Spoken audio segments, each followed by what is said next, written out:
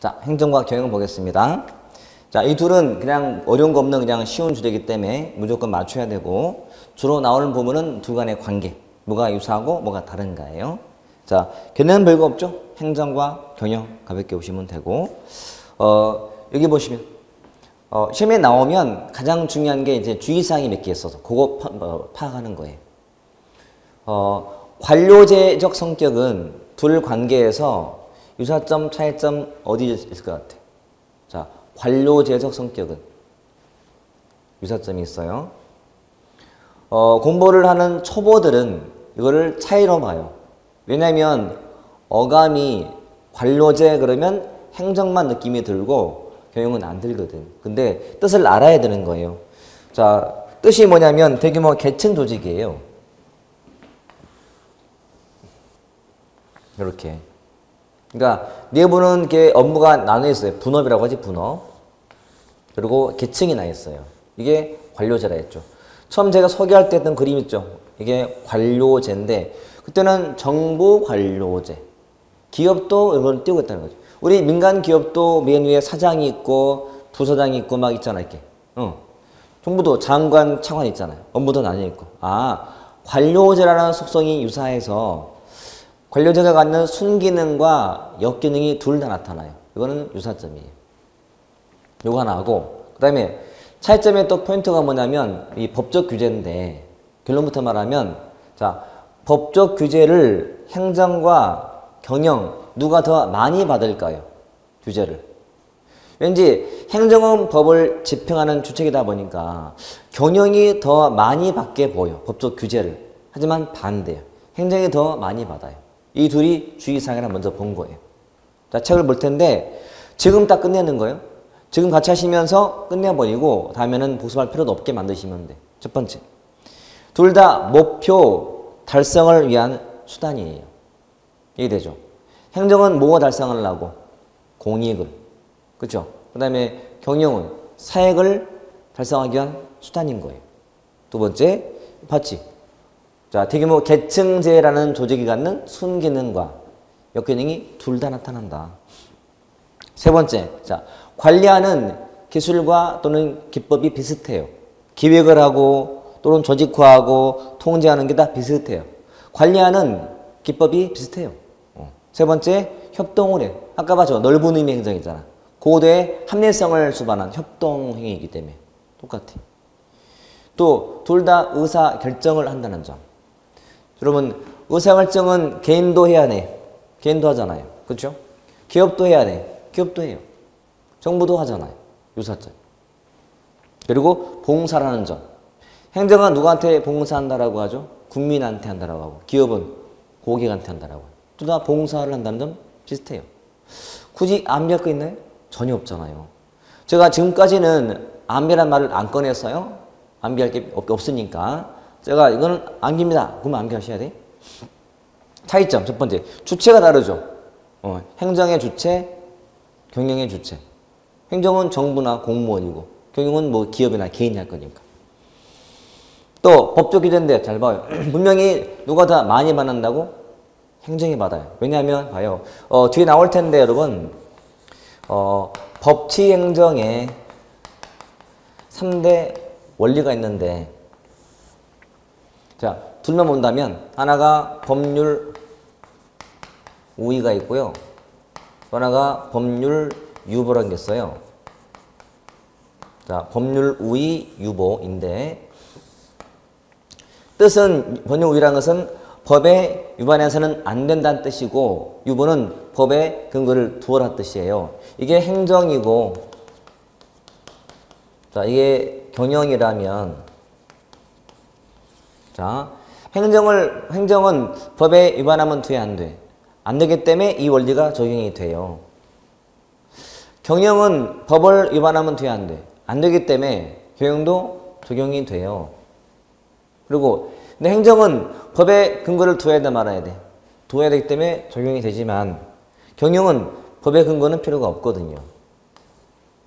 식당 사장님이 오늘 매출 좋다고 금고에서 돈을 꺼내다가 10만 원을 막 뿌렸어요. 직원들한테 나가지라고.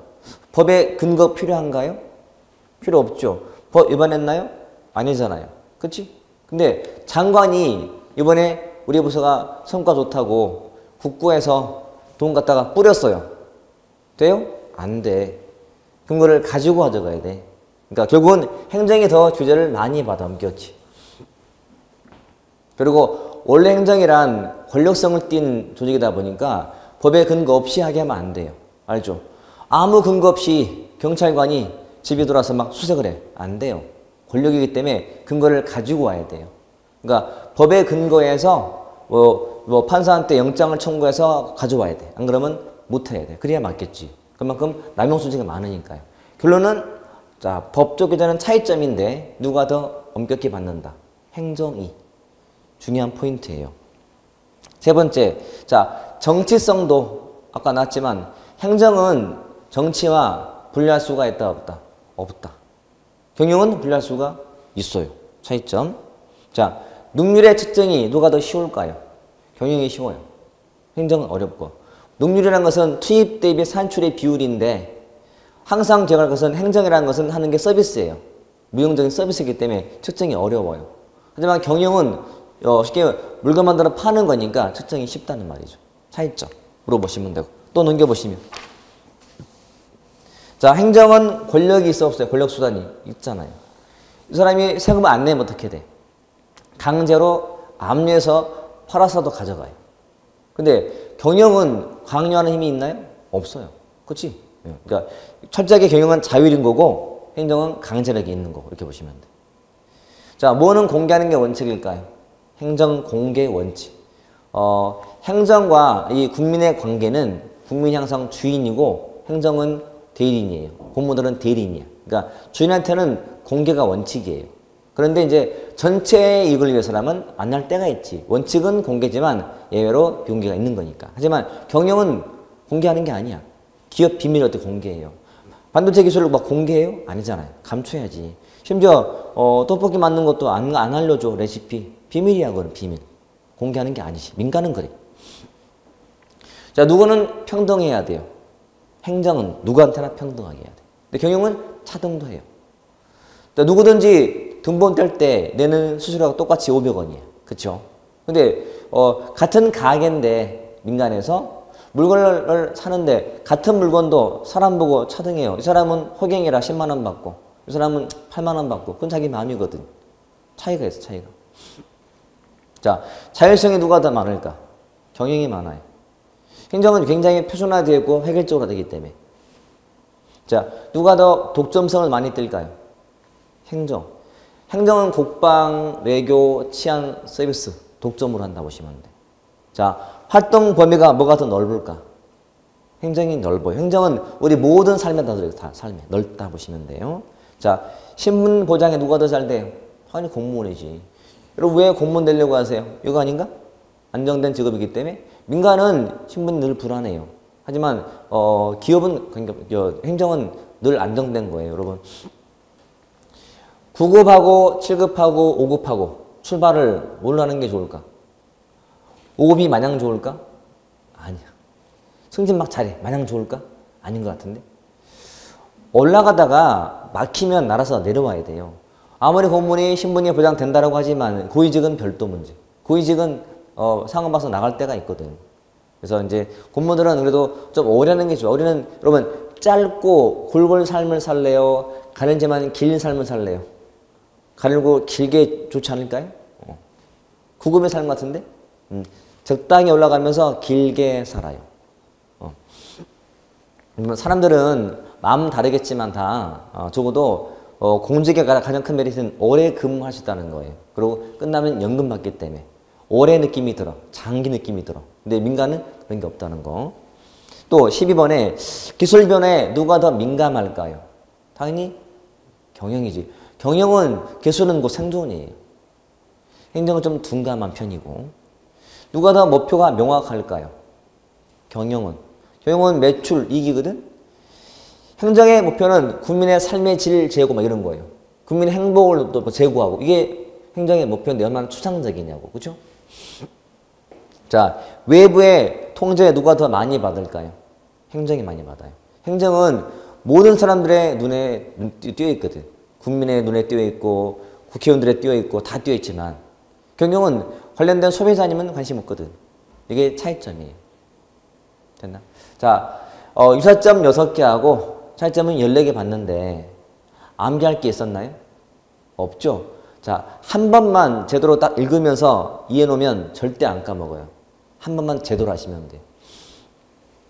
공부하다가 어려운 게 나오면 어려운 것들은 좀 짧게라도 이렇게 내가 어떻게 이걸 알아놓을까로 최대한 짧은 단 하나라도 남겨놓으면 되고 쉬운 것들은 그냥 보고 넘어가면 돼요.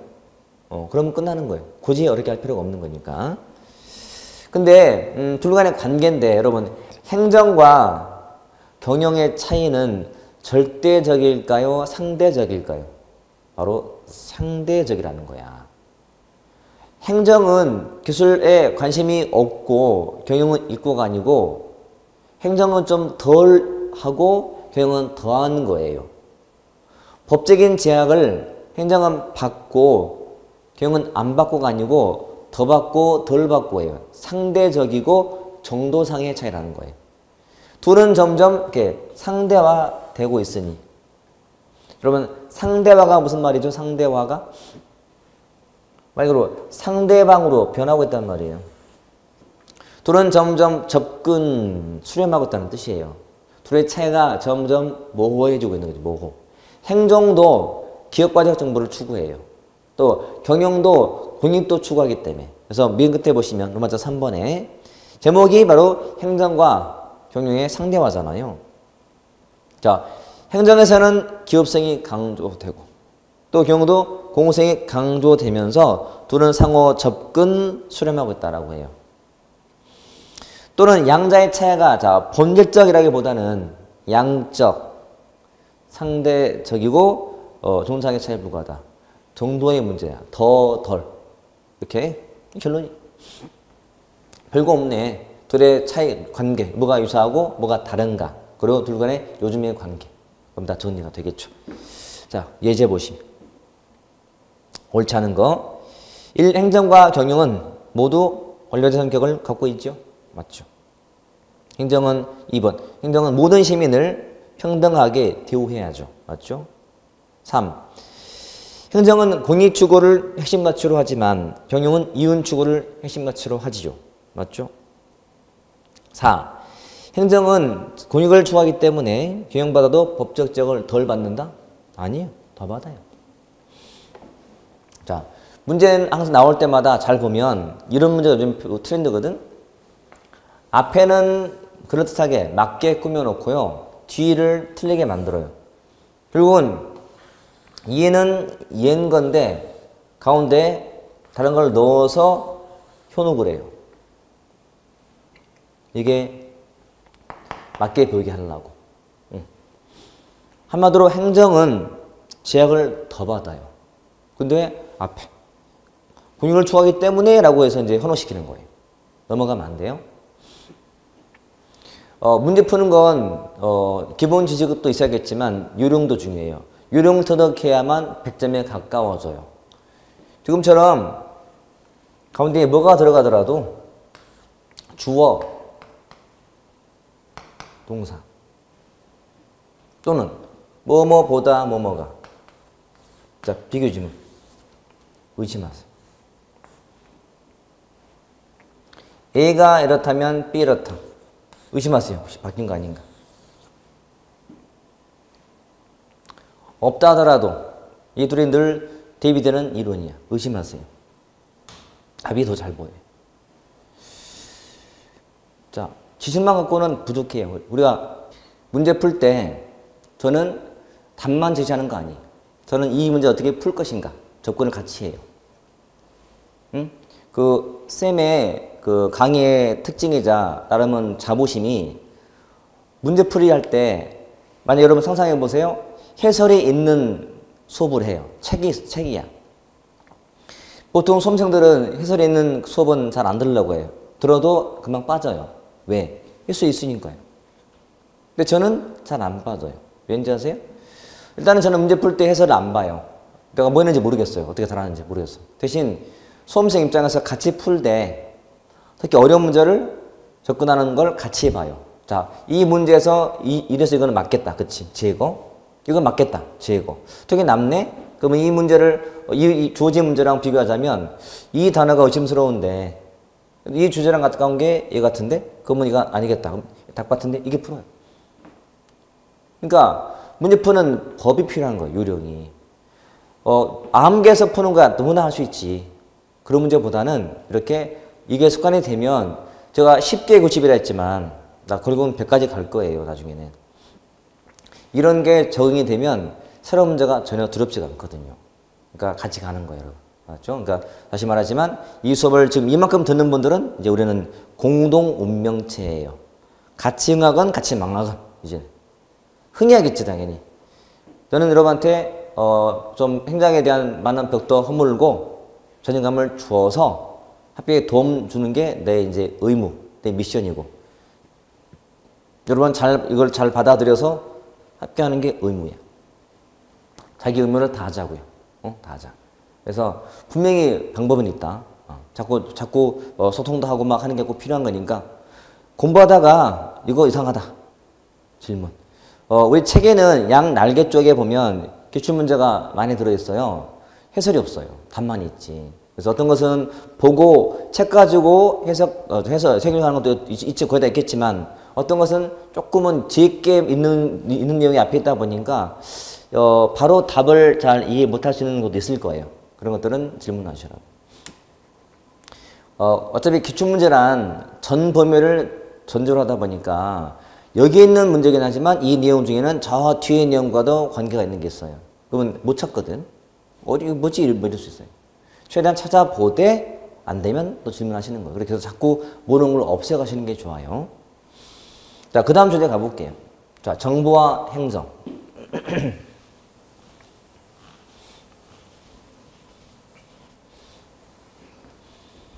자, 정부의 개념과 형태인데 일단은 정부란 아까 언급했듯이 광의가 있고 협의가 있다. 광의란 행정, 입법, 사법을 다 의미하는 거고 협의란 그중에서 행정부를 말한다. 까지는 다 알아 이제. 용어만 제3섹터란 이건 뒤에 우리가 시민사회라고 하는 NGO 가면 또 나올 건데 미리 설명드린다고 생각하시면 돼요. 이게 1섹터고요. 이게 2섹터라 불러요. 1섹터는 정부 부문이에요. 정부 비영리 영역이고 이는 민간 또는 시장이라서 이게 영리 영역이에요. 이게 3이에요. 3이란 1과 2가 섞여 있는 거예요. 그러니까 정부 쪽인데 영리를 추구하는 또는 수익을 추구하는 곳이 있고 또 민간 쪽인데 영리가 아닌 곳이 있다는 거예요. 그게 제3섹터입니다. 보시면 돼요. 뒤에 배울 공기업. 그럼 공기업 벌써 느낌이 어때요? 이윤 추구해야 하네. 하죠. 왜? 기업자가 보이네. 기업. 공공성과 기업성을 동시에 띄고 있거든. 공기업. 자, 시민단체는 분명히 시민단체는 민간 쪽에 있는 거거든. 근데 영리 추구하나요? 아니야. 비영리고 공익 추구한단 말이에요. 그게 3섹터의 대표예요. 됐죠? 그래서 그게 이제 정부의 개념과 형태고 자, 교재는 16페이지 가보시면 나와요. 근데 이제 다 필요 없고 여러분들은 제3섹터가 뭔지만 알면 되겠다. 그러니까 1부문, 2부문, 3부문이라고 하기도 하고 또는 1섹터, 1영역 등으로도 불리기도 해요. 근데 아무튼 3이란 1과 2가 섞여 있다만 아시면 끝이지 뭐. 됐죠? 자, 제가 굳이 수업 시간 때 강조 안 한 것들은 큰 의미는 없고요. 설령 수업 시간 때 언급 안 했다 하더라도 다음 과정 때 다 보완이 되지 전혀 우리가 안 보는 건 아니에요. 그러니까 쉽게 말하면 구색은 다 갖출 거예요. 단 지금 다 안 할 뿐이다 생각하시면 돼요. 그래서 제가 처음에 얘기한 것처럼 끝까지 하시면 다 하게 된다. 심지어는 책이 없는 거 이상으로 많이 할 거예요.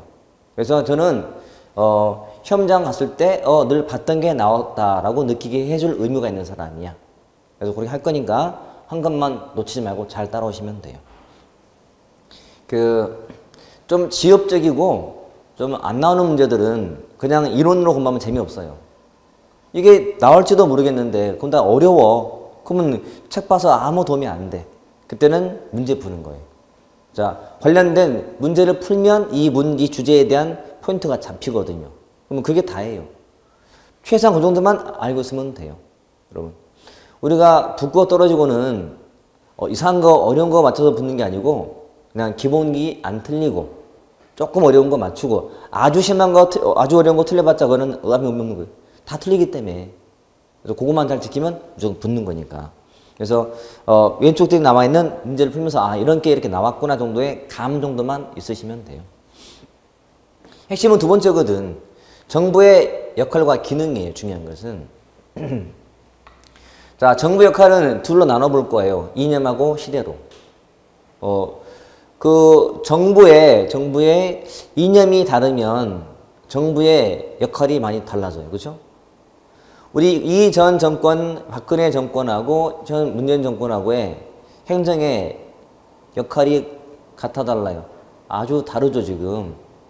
자, 지금 정권은 약자들을 좀 위에 안 위하고 있죠. 그렇죠? 근데 박근혜 정부 때는 없는 사람들은 별로 위하지 않고 약간 있는 자 위주 그 느낌이 들어요. 그렇죠? 그런 차이. 그러니까 이념이 다르거든. 지금의 정권은 약간 진보에 가까워요, 보수에 가까워요. 진보에 가까워, 진보. 그러면 이 정권, 박근혜 정권과 MB 때는 약간 보수에 가깝단 말이에요. 그렇죠? 벌써 이념별로 정부의 역할이 달라지는 거예요. 그리고 두 번째, 시대에 따라서 달라지기도 하고. 여러분, 시대에 따라 과거하고 현재 간에 정부의 역할은 다르잖아요. 그죠? 이렇게. 그래서 시험은 주로 얘가 나올 거고 특히 내용상은 1번이 되게 많아요. 2번은 앞으로 볼 많은 것들에서 언급될 것이라서 또 봐두셔야 되고. 그러면 이념에 따라서 보자. 별거 없어요. 자, 진보와 보수를 아시면 돼. 진보주의, 보수주의. 자, 진보주의 뭘 중시한다? 진보를 중시한다. 너무 어색한가요? 보수주의는 뭘 중시한다? 보수를 중시한다. 자, 그래놓고 푸는 거예요. 자, 진보란 무슨 뜻이에요? 진보란 앞으로 나가는 거거든? 앞으로 나가. 보수는 지켜. 컨서버티즘이야. 컨서브고 유지하다 아니면 뭐 지지다 이런 말이야. 아무튼 보존하다야. 자, 진보는 앞으로 나가는 거고 보수는 지키는 거예요. 그러면 어디가 변화를 원하는 거예요? 진보겠죠. 그렇죠? 보수는 지키고 싶은 거예요. 그만 보면 되지 않아요? 어디가 좌파 같아요? 좌파. 이게 우파. 웬만한 시험은 여러분 다 상식으로 나와요. 풀 수 있어요. 상식으로 안 되는 게 시험에 나오겠지. 그건 몇 가지 체크하면 되는 거고 웬만한 사항들은 우리가 알고 있는 걸로 그냥 푸는 거예요. 지금도 푸는 거고. 그러면 자, 진보와 보수 중에서 어디가 약자들이 좋아하는 이념 같아? 약자. 이놈은 있는 자들. 자, 있어야 지키지. 다른 말로 약자한테는 불리해요. 그러면 어떤 이념이 소외계층에 대한 배려하자는 이념이에요. 이렇게. 어디가 소득 재분배를 하자는 거예요. 없는 자를 위해서. 어디가 조세를 강화하자라고 할까요? 조세를 강화해서 많이 걷어와야 재분배가 되지. 그러면 있는 자들은 조세 강화를 싫어해요. 왜? 많이 내기 때문에. 조세 감면 또는 완화를 바라는 거지. 이런 식이에요. 자, 지금 설명드리는 사람들은 어려운 게 없죠? 하나만 더 해볼까? 어디가 시장을 믿을까요? 정부를 안 믿고. 이러면 정부를 믿고 시장을 안 믿어요. 자, 몇 가지 보자면 진보는 좌파에 가까워요. 그 다음에 보수가 우파에 가까워요. 복지. 자, 복지를 정부가 다 책임진다는 이념이에요. 그 다음에 이쪽은 개혁을 원해. 반대로 자유방림을 원해. 자유를 가만두어라는 거야. 왜 정부가 개입하냐 이거지. 자유방림적인 자본을 중시해. 참고로 여러분 제가 처음에 얘기했듯이 무슨 주의가 나오면 앞에 있는 말을 중시한다. 이렇게 보시면 돼. 기억하세요? 되게 많이 나와요. 무슨 주의. 그러면 앞에 있는 단어 중시. 자, 사회주의 뜻이 뭐예요? 사회를 중시해. 개인주의는 개인을 중시해. 이렇게. 그 다음에 그러면 자본주의는 자본을 중시해. 개혁주의는 개혁을 중시해. 이런 거예요. 되게 쉽죠? 개념을 이렇게 단어로 푸는 게 제일 편하기도 하고 쉬워져요, 여러분. 따로 할 필요 없어. 물론 다르게 근사하게 포장할 수 있어요. 하지만 그거는 기억이 안 나요. 그러지 말고 그냥 단어로 푸시면 된다고. 자, 이제 주의사항이 몇 개 나와요. 자, 진보주의는 자유를 열렬히 옹호한다라고 해. 열렬히 옹호한다. 이놈은 자유를 강조한다라고 해. 참 미묘한 차이죠. 자유를 강조하는 거나 뭐 옹호하는 거나 무슨 차이가 있다고. 하지만 의미가 있어서 시험에 나와요. 자, 이쪽은 시장을 믿는다 했죠. 정부를 안 믿어. 시장을 믿어. 응? 정부를 안 믿고. 이 자유는 좀 소극적인 자유예요. 즉, 정부한테 제발 좀 간섭하지 말래? 이런 자유예요. 그러니까 간섭과 제약이 없는 소극적 자유. 정부는 그냥 가만 두면 된다는 거야. 소극적인 자유예요. 반면에 이놈은 자유를 옹호할게. 적극적으로 옹호할게 뜻이.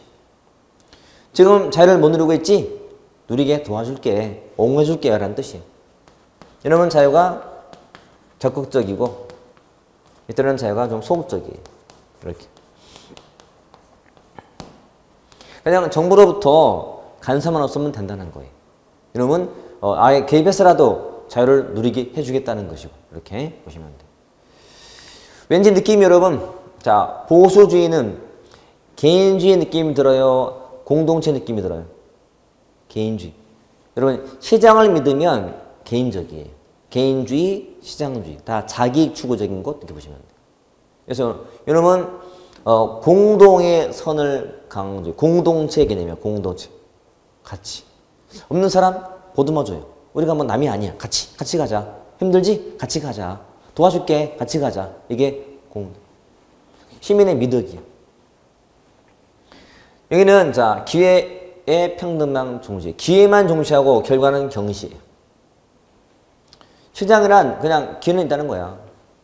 여러분 어때요 지금? 우리 얼마든지 부동산 투자할 기회는 있잖아요. 문제는 돈이 없어요. 있는 사람들은 투자해요. 돈 벌어요. 격차가 심해지는 거거든. 이거는 아예 결과마저도 정부가 주는 거예요. 최저임금 정부가 해주는 거예요.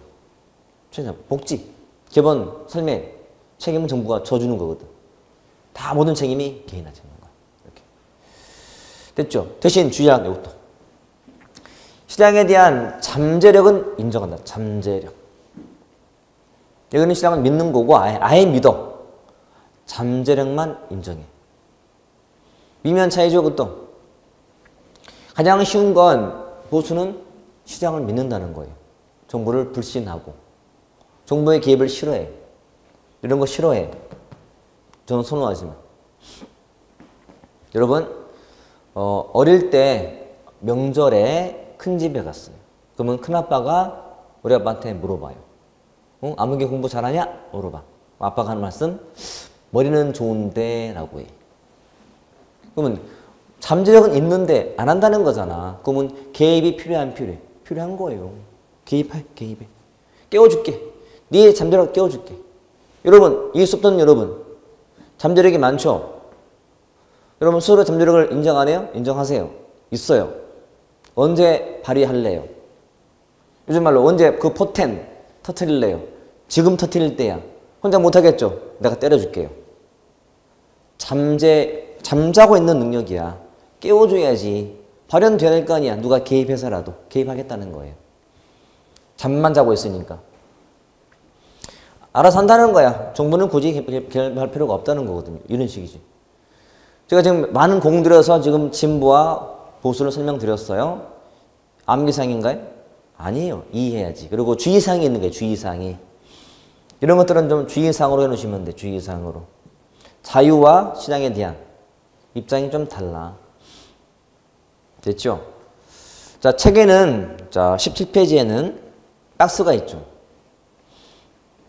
이 박스를, 카메라 꺼내서 찍으세요.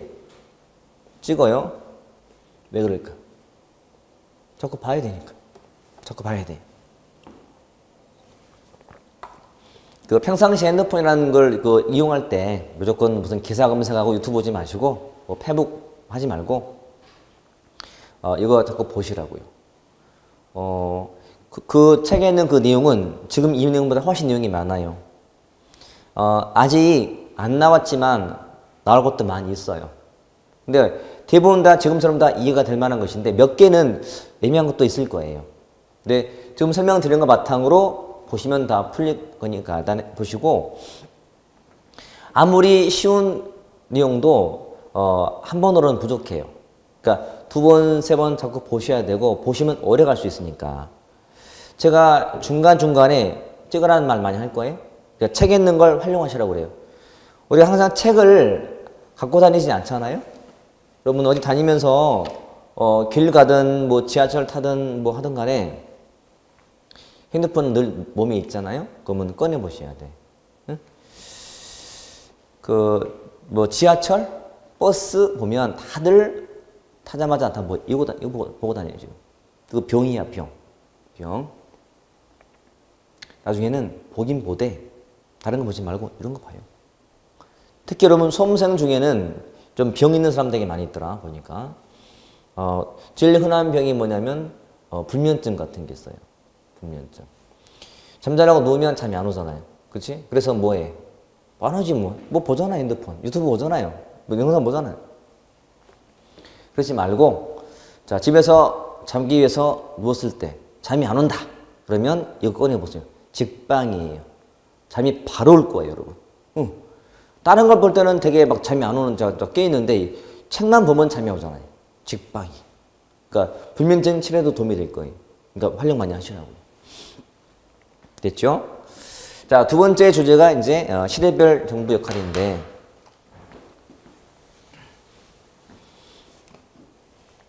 자, 이 내용은 물론 자체가 시험에 나오기도 하지만 마지막 날까지 나올 거예요. 이 내용 자체는.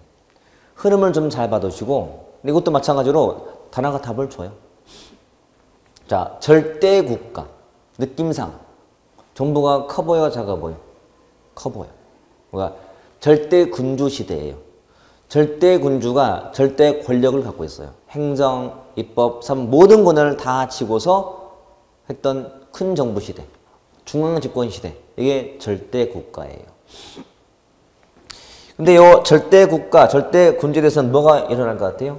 시민혁명이 나타나죠? 시민혁명. 즉, 혁명 전이 절대, 혁명 후가 입법 또는 법치국가예요.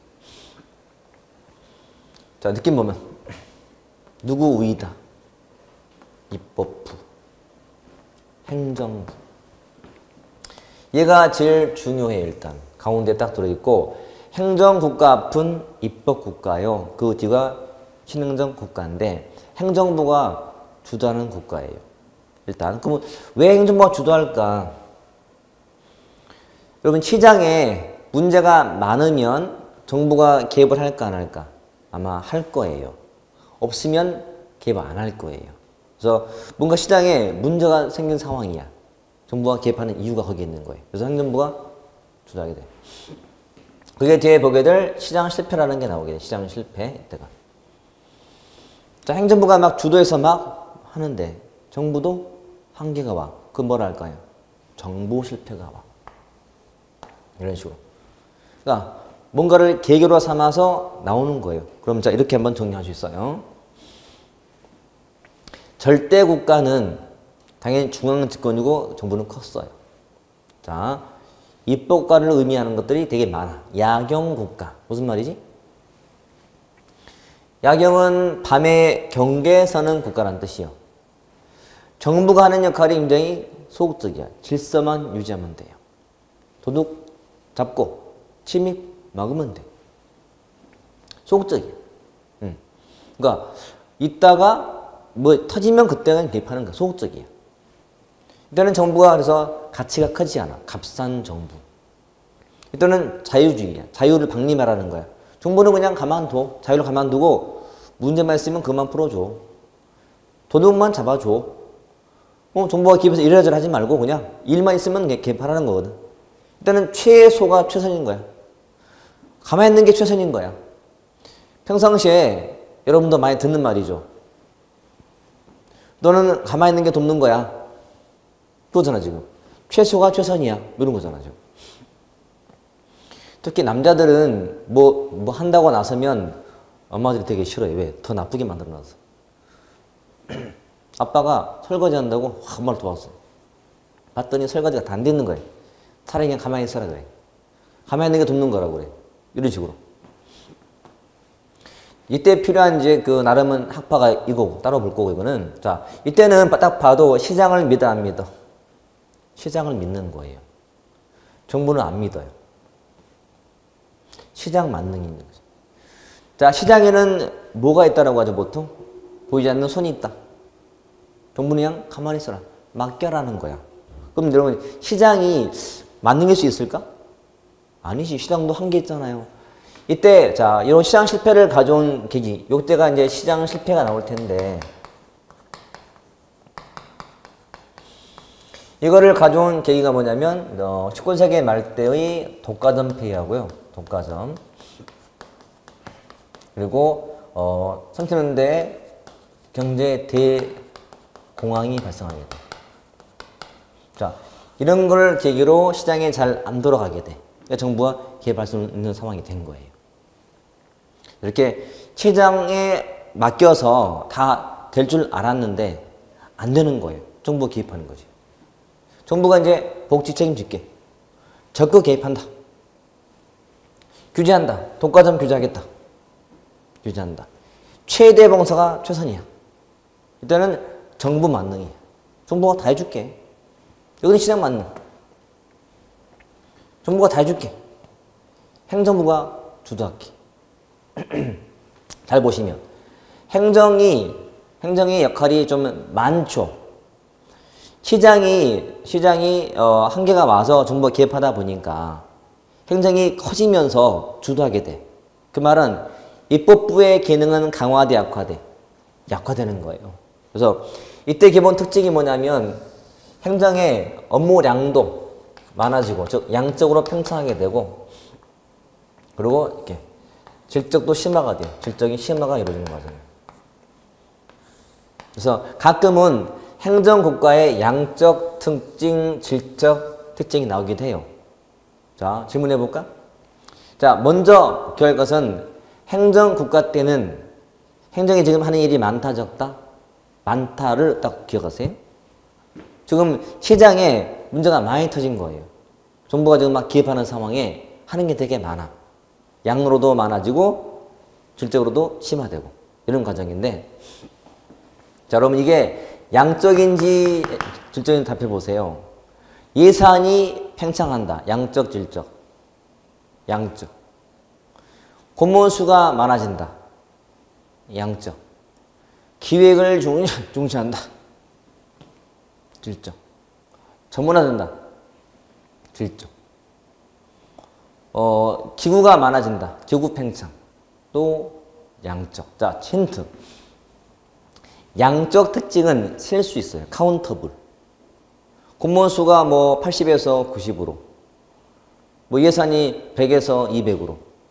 기구가 10개에서 20개로. 양적 셀 수가 있어요. 근데 질적은 전문화예요. 한마디로 전문화. 아직 안 배워서 그렇지 신중앙집권화, PPBS, 뭐 광역행정 뒤에 나올 말이 있어서 그렇지 내용상은 다 전문화예요. 그래서 이렇게 일단 머리에 기억할게요. 행정국가의 기본 특징은 양적, 팽창, 질적, 전문화 이렇게. 양적, 팽창, 질적, 전문화. 됐나요? 자, 당연히 이때는 행정이 만들 줄 알았는데 행정도 실패하게 돼. 그 계기가 이때가 이제 정부 실패라면 자, 그 계기가 바로 오일리 쇼크예요. 오일리 쇼크. 즉 석유 파동 또는 자원난 시대라고도 해요. 자, 이런 게 오면서 정부가 한계가 오게 돼. 이렇게. 자, 뭔가 반성이 필요해. 그래서 최소로 가져다. 최소가 최선이다. 일단은 정부가 작아져라. 잘 봐요.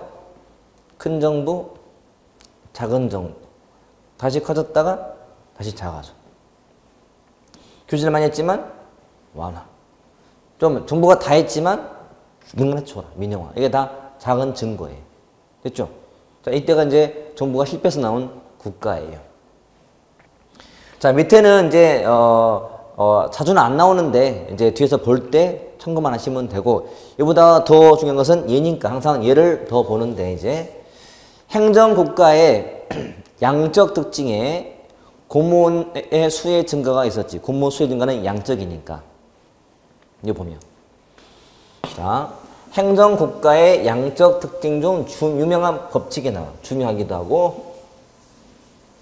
자, 파킨슨 법칙이다. 공무원의 수가 중요한 것은 자, 본질적인 업무량의 증가랑 관계없이 증가한다.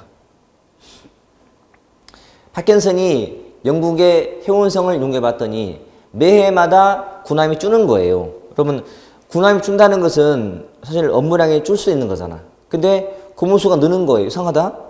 왜 함정을 주는데 공무원이 늘지? 알아봤더니 현재 자기가 일이 많다고 느끼면 사람들은 부하를 보충받길 바래요? 아니면 동료나 상관을 바래요? 부하를 바래. 부하가 생겨. 이제 부하가 생기면 쓸데없이 업무가 파생적으로 늘어나요. 업무가 또 늘어나요. 파생돼 갖고. 자, 또 내가 업무가 또 많아진 거예요. 그러면 또 부하를 바래요. 부하가 또 와. 또 업무가 파생이 돼. 자, 부하 배정과 업무의 배정이 계속 악순환되는 거예요. 이렇게. 그래서 업무량, 이 본질적인 업무량은 증가가 없는데 업무가 자꾸 파생되면서 쓸데없이 공무원 수가 늘더라. 이 법칙을 얘가 말한 거예요. 유명 법칙, 아주 중요하기도 해요. 자, 책을 보실게요. 자, 17페이지.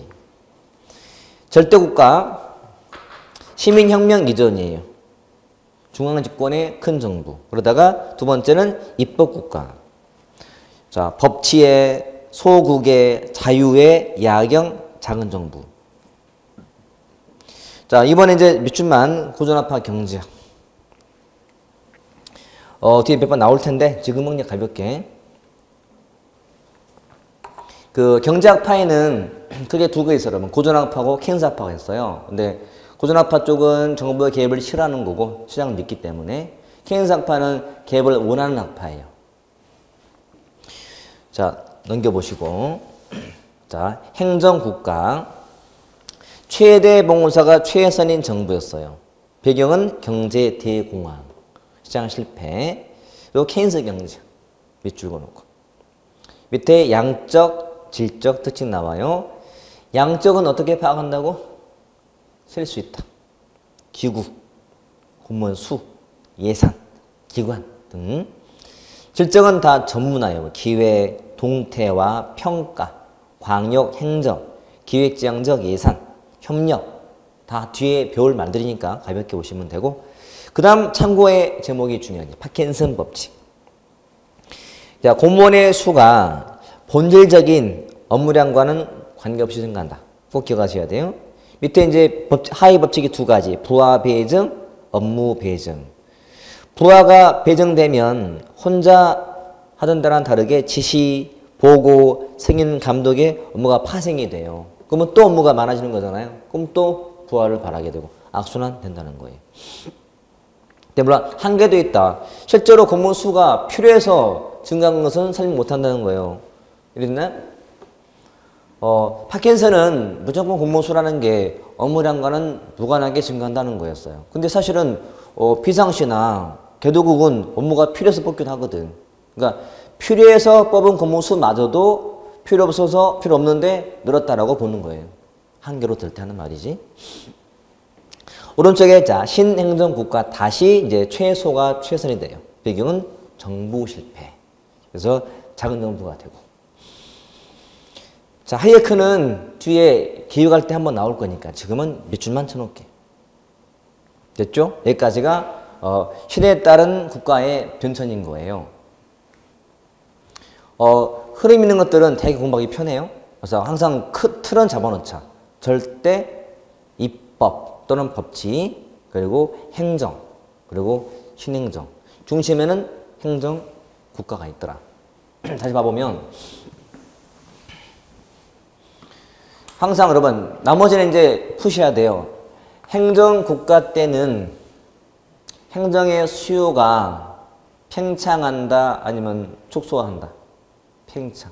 수요란 요구한다. 요구가 많아져. 왜 많을까? 시장이 실패했잖아요. 그렇죠? 자, 행정국가는 입법부 우위인가요? 아니, 행정부 우위. 자, 행정부 우위면 삼권 분립이 전제가 안 돼 있는 건가? 아니지.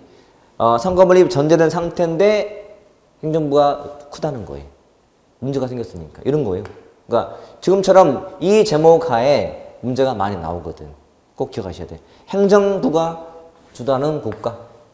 여러분, 입법부가 주도하는 국가 이렇게 보시면 돼요. 그러면 다 풀리게 돼 있다.